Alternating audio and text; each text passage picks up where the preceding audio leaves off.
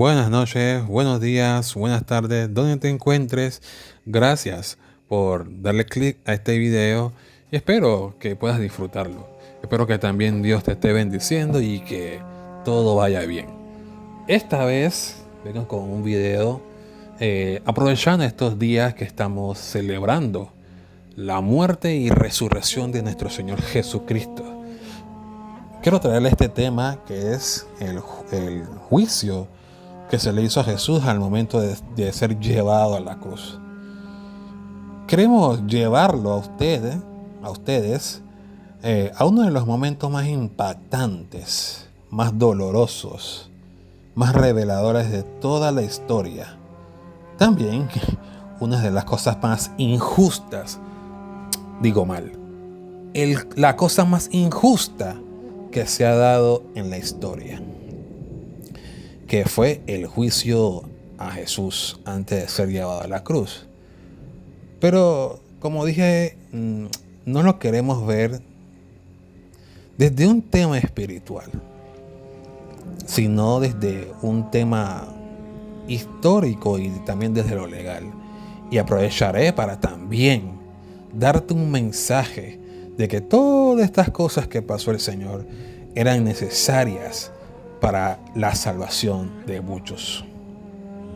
Porque cuando entiendes cómo debía hacerse un juicio justo en esa época, oye, tú te das cuenta de cosas estremecedoras. Que a Jesús no solo lo mataron, lo condenaron ilegalmente. Y esto fue un error en la injusticia que se le hizo a Jesús. Fue una injusticia deliberada. Pero veamos, ¿cómo debía ser un arresto justo en la época?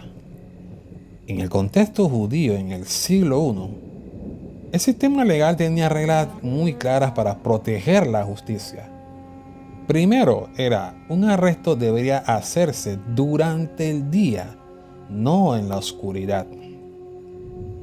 Sabemos que fueron a buscar a Jesús en la oscuridad de noche, fueron a buscarlo. Segundo, también debería existir una acusación clara y previa, no improvisada.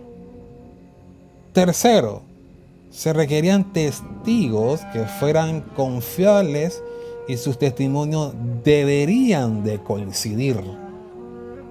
Cuarto, el acusado tenía derecho a una defensa justa.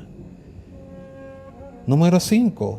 Los juicios importantes de esa época, especialmente los que podían terminar en pena de muerte, como lo fue el del Señor Jesús, debían realizarse de día y no en secreto, tal como se hizo en el juicio de Jesús, en secreto.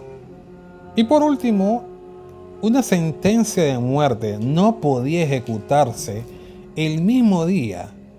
O sea, debía haber tiempo para reconsiderar lo que se había determinado. Todo esto existía para evitar condenas que fuesen injustas. Esto era el sistema del siglo I de los judíos. Ahora, prestemos atención a algo. Nada de eso se cumplió en este juicio a Jesús. El arresto de Jesús fue en la oscuridad, traición y una manipulación brutal. Jesús fue arrestado de noche en el huerto de Getsemaní. Eso ya era una violación directa al procedimiento legal. No fue un arresto transparente, fue un operativo en secreto. Además, fue guiado por Judas, uno de sus discípulos, una traición interna. No hubo una acusación formal presentada al momento del arresto. No hubo tampoco una advertencia a la persona. No hubo un proceso. Fue una captura planificada en la oscuridad, como hacen aquellos que saben que lo que hacen no es correcto. Después del arresto, llevaron a Jesús ante el sumo sacerdote. Pero el juicio comenzó, como dijimos, de noche. Esto era completamente ilegal. Los juicios del Sanedrín Sanedrín era la cúpula de judíos, era como decir la asamblea, no podían realizarse de noche, porque la oscuridad para ellos simbolizaba el ocultamiento y algo que no representaba la justicia. Y aquí vemos algo clave. No estaban buscando la verdad, ellos estaban buscando era condenar a Jesús, porque Jesús le decía la verdad a ellos. También habían testigos que eran falsos y habían contradicciones entre ellos, porque la ley exigía al menos 2 testigos y que sus testimonios coincidieran perfectamente. Ninguno de los testigos que estaban allí acusaban a Jesús y coincidían en sus acusaciones, y eran falsos testigos. Pero en el caso de Jesús, los líderes religiosos trajeron testigos falsos. Eso fue lo que pasó. Y lo más revelador, ni siquiera sus mentiras coincidían. Es que era algo increíble. Esto, según la ley, debía haber invalidado todo el proceso. El juicio debió terminar en ese mismo instante. Pero no. Cuando la verdad no se les servía, decidieron ellos manipular la verdad. Vemos, como dicen las escrituras, que Jesús, como acusado, nunca se defendió. Jesús, en medio de toda esa injusticia, guardó silencio, como lo declara Isaías 53. No porque no pudiera defenderse, sino porque sabía que ese proceso no era justo.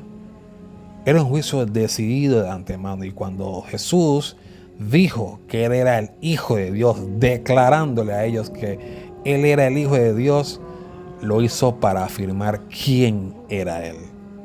Eso fue usado en su contra. Vemos en la película o en relatos bíblicos, más bien en la película, cómo este señor Caifás se rasga la vestidura a ver cómo Jesús le declara que Él era el Hijo de Dios, y ahí lo acusaron de blasfemia. Dijeron que era un blasfemo, y ahí fue donde fue condenado Jesús. Ahí fue donde empezó ese viacrucis del Señor. El Sanedrín declaró a Jesús culpable, como ya dijimos, de blasfemia. Pero aquí hay otro problema, otra raya al tigre. Ellos no tenían autoridad para ejecutar la pena de muerte bajo el dominio romano. Por eso lo llevaron ante el gobernador romano, Pilato, y aquí ocurre algo aún más fuerte todavía. El gobernador romano, Pilato, reconoce la inocencia, pero cede. El gobernador romano examinó a Jesús y lo declaró algo impactante. Dijo: no encuentro delito en él. Es decir, que el propio juez civil de Roma reconoció su inocencia. Pero la presión del pueblo, la presión política y el miedo a perder poder hicieron que Pilato tomara una decisión cobarde: condenar a un inocente para mantener la supuesta paz que él quería. Eso también es injusticia, cuando alguien sabe la verdad pero decide ignorarla por conveniencia. Esta fue la injusticia más grande de la historia. Vemos cómo se junta todo: un arresto ilegal, juicios nocturnos, falsos testigos, la falta de una defensa justa ante el acusado, presión política. Mire de dónde viene esto, madre mía. Condena sin evidencia. Tenemos el caso más claro de injusticia judicial que haya existido en la historia de la humanidad. Jesús no fue condenado por un crimen, fue condenado porque su verdad incomodaba a la gente. Pero, ¿por qué permitió Jesús todas estas cosas? Porque, mira, uno podría preguntarse, si todo esto fue ilegal, si todo esto fue injusto, si fue corrupto, ven acá, ¿por qué Jesús no lo detuvo?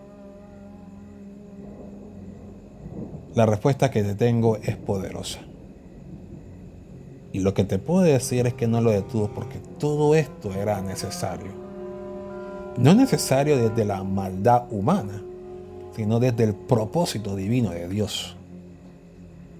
La injusticia de los hombres fue el camino para la justicia de Dios. ¿Esto era necesario? Claro que sí, era necesario. Jesús no fue víctima de la circunstancia. Él sabía por lo que iba a pasar. Él sabía que lo iban a traicionar, sabía que lo iban a acusar falsamente, sabía que lo iban a condenar. Y aún así, Él avanzó. ¿Por qué? Porque en la cruz no solo estaba pagando una condena injusta, como lo hemos venido desarrollando en este video. La principal causa era que estaba llevando el peso del pecado del mundo. Lo que para los hombres fue un acto de corrupción, porque esto está demostradísimo, para Dios fue el cumplimiento de un plan perfecto. Hoy vivimos en un mundo donde muchas veces la justicia falla, donde los inocentes sufren y el culpable queda libre. Pero en el caso de Jesús nos muestra algo.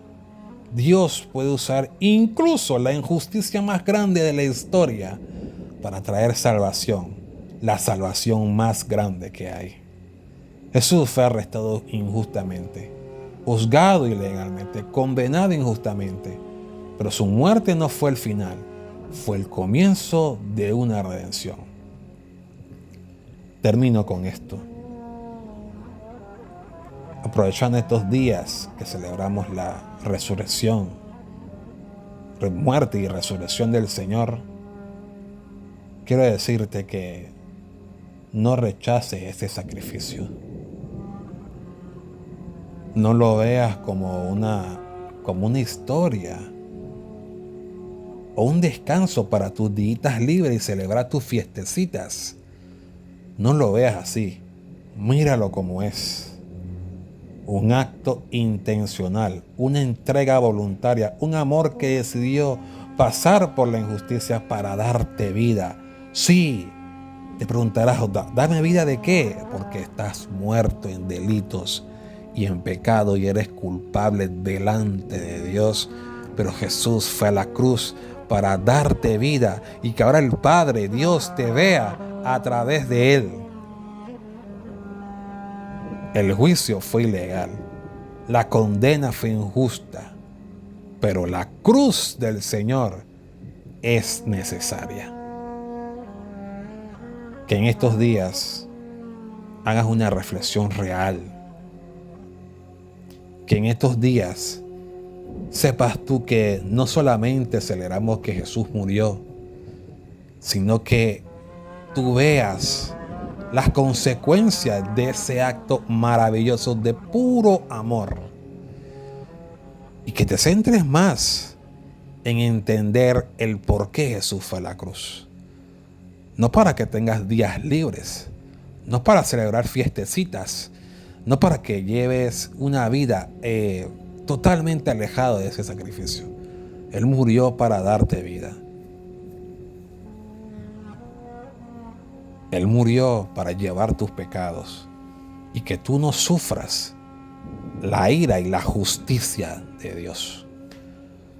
Lo dejamos por aquí. Un saludo a todos y que Dios les bendiga.